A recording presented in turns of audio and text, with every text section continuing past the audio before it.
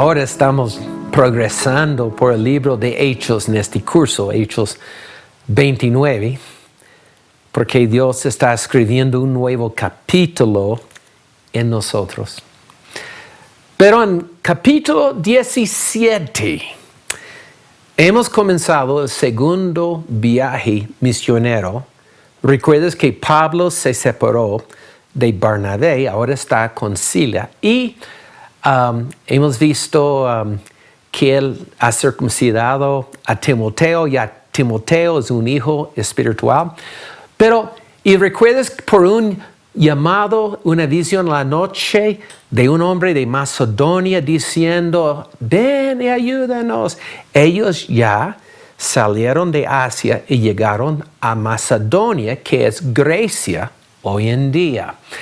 Y la ciudad de Tesalónica está en Macedonia. Ok, capítulo 17. Pasando por Anfípolis y Apolonia, llegaron a Tesalónica, donde había una sinagoga de judíos. Como en Filipo ni había una sinagoga, pero ahora sí. Y como acostumbrado fue a ellos y por 3 días de reposo discutió con ellos. Bueno, y vemos que versículo 4, algunos, no todos, pero algunos de ellos creyeron y se juntaron con Pablo y con Silas, y de los griegos piadosos un gran número, y mujeres nobles no pocas. Otra vez parece que el pueblo griego gentil respondía más. Y ahora estamos viendo aún todas las clases, hasta los ricos están llegando a Cristo. Pero los judíos que no creían comenzaron a asaltar la casa de un señor Jason. Y Jason era un hombre quien abrió su casa para recibir a Pablo y recibir a Silas, y esperando la bendición de Dios, tal vez pensando en el caso de Obededom en el Antiguo Testamento, cuando abrió su casa para recibir el arca de Dios, recibió mucha bendición. Pero ¿qué recibió Jasón? Mucha tribulación. Le llevaron a la corte, le azotaron y todo esto. Pero lo que me interesa es que vemos que la palabra de Dios llegó a Tesalónica en medio de mucha tribulación. Y mirando la epístola, si guardas el lugar en Hechos, pasemos a la primera de Tesalonicenses 1, versículo 6. Mira lo que Pablo, después de este incidente, le escribe a la iglesia en Tesalónica. Vosotros viniste a ser imitadores de nosotros y del Señor. ¿Cómo? Recibiendo la palabra en medio de gran tribulación con gozo en el Espíritu Santo. Y eso me fascina la conexión entre las epístolas y el libro de Hechos. Bueno, entonces toda la iglesia en Tesalónica es llena de gozo y también están en el lío. Pero Pablo y Silas tuvieron que salir huyendo, y mira lo que dice. Versículo 10. De una, los hermanos enviaron anoche, para que no le vieron, a Pablo y Silas hasta Berea. Y puedes buscar a Berea, también está en Macedonia. Y ellos habían llegado, entraron a la sinagoga de los judíos. Y estos, los judíos, que creen en las escrituras de Moisés y los profetas y los salmos, eran más nobles que los que estaban en Tesalónica, pues recibieron la palabra con toda solicitud, escudriñando cada día las escrituras para ver si estas cosas eran así. Y así creyeron muchos de ellos, y mujeres griegas de distinción, y no pocos hombres. Otra vez, personas de nobleza. Pero mira, eso es lo que nosotros estamos haciendo. Estamos escudriñando la palabra. Y cuando tomamos tiempo de profundizarnos en la palabra, Dios nos llama nobles. Entonces, pasando de allí, vemos que otro patrón, los judíos que odiaban el evangelio, que estaban en Tesalónica, llegaron a Berea para perseguir los apóstoles. Entonces Pablo tuvo que salir corriendo hasta Atenas. ¿Has oído de Atenas?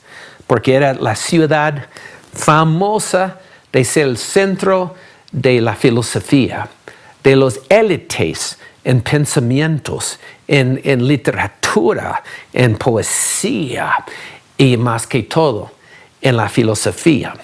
Y Pablo estaba allí, estaba mirando todos los ídolos, había miles de ídolos. Y se encendió con rabia su corazón. ¿Cómo pueden comparar a Dios?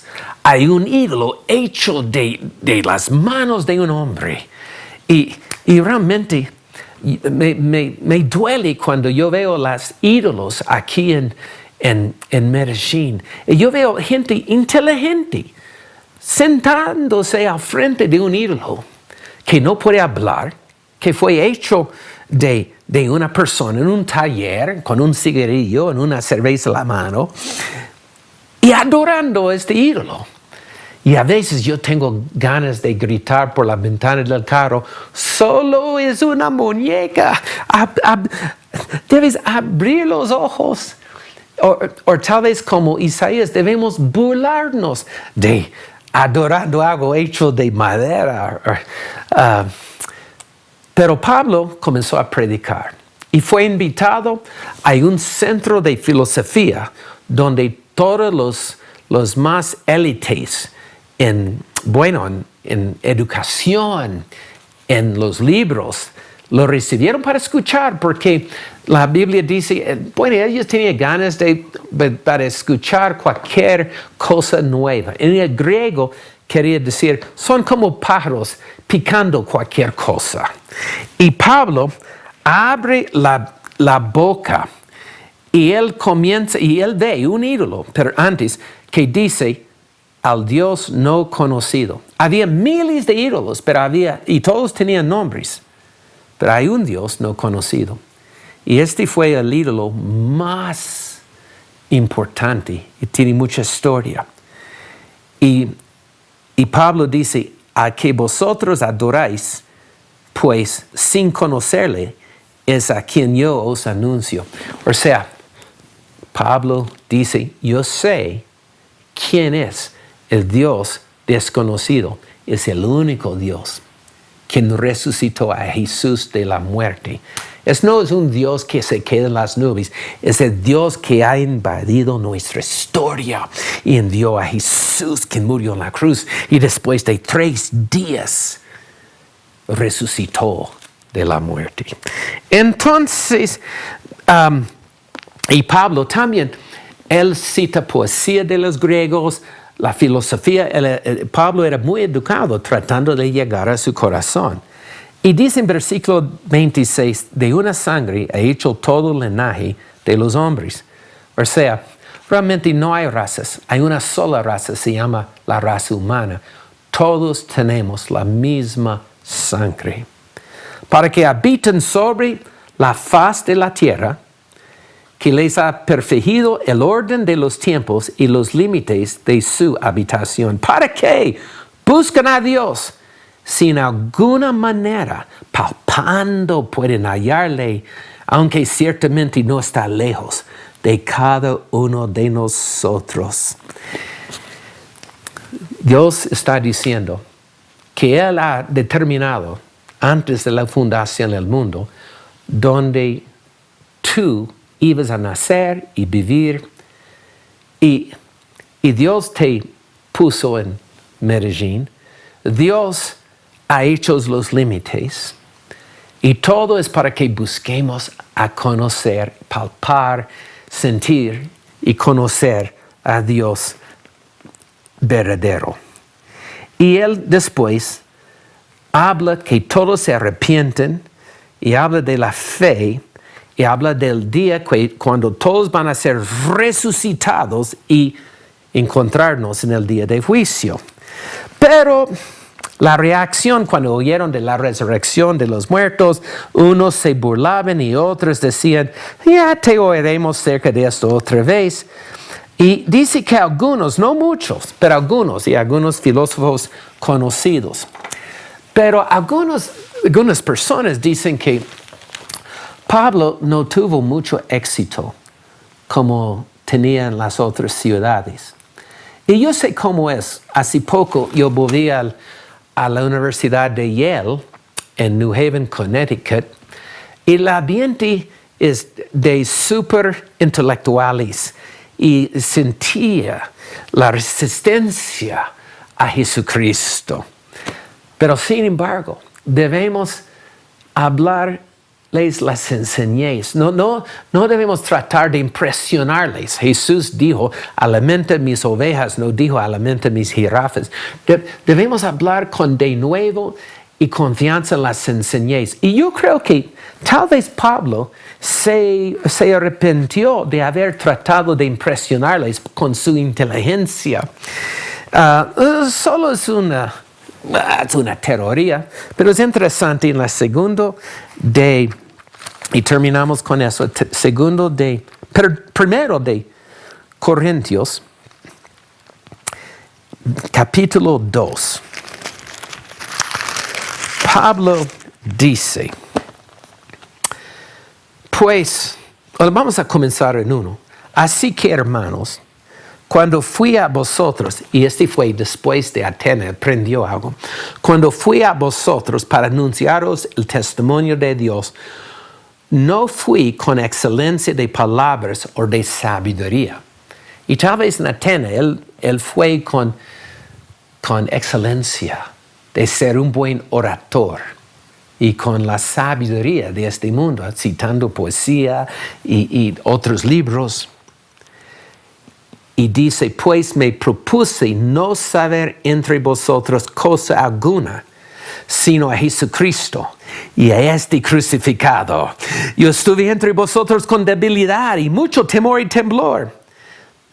Y ni mi palabra ni mi predicación fue con palabras persuasivas de humana sabiduría, sino con demostración del Espíritu y de poder, para que vuestra fe no esté fundada en la sabiduría de los hombres, sino en el poder de Dios. Y yo estoy soñando. Yo fui para hablar con las autoridades de Yale Divinity School, queriendo de poder como ministrar a los estudiantes. Y había mucha resistencia, pero creo que se abrió una puerta.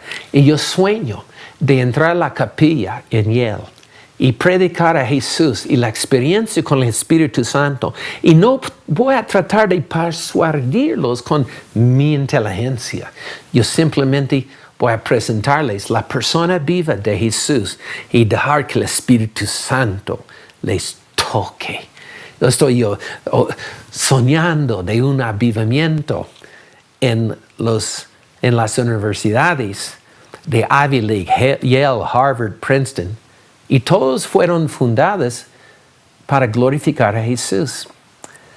Pero ya queremos arrepentirnos de buscar palabras de excelencias para impresionar a la gente, y queremos ahora en el poder del Espíritu Santo hablar con denuedo y sencillez la vida, la resurrección, el poder de Jesucristo.